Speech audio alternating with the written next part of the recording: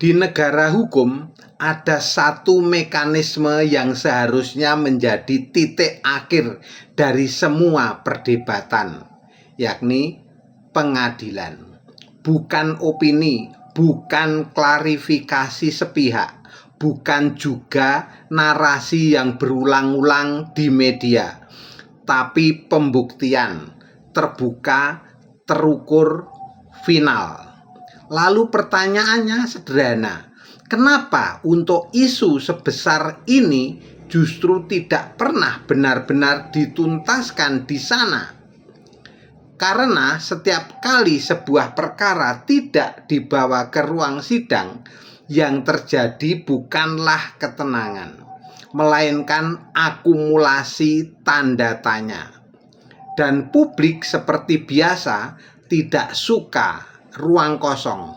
Mereka mengisinya dengan tafsir, dengan dugaan, dengan kesimpulan yang mungkin tidak selalu akurat, tapi terasa logis bagi mereka.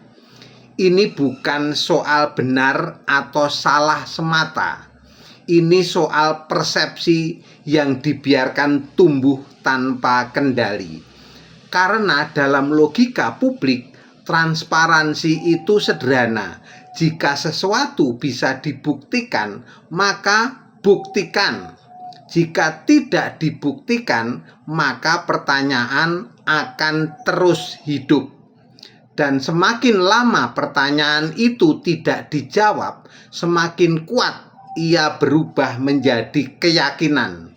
Di titik ini, masalahnya bukan lagi dokumen, tapi kredibilitas. Bukan lagi individu, tapi sistem. Karena ketika mekanisme hukum tidak digunakan untuk menyelesaikan polemik besar, publik mulai bertanya, apakah hukum benar-benar menjadi alat mencari kebenaran? Atau hanya digunakan saat convenient? Ironisnya, diam yang dimaksudkan untuk meredam justru sering dibaca sebaliknya.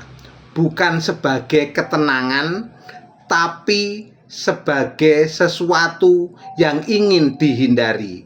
Dan di era hari ini, satu hal yang pasti, publik mungkin bisa diarahkan, tapi tidak bisa dipaksa berhenti bertanya.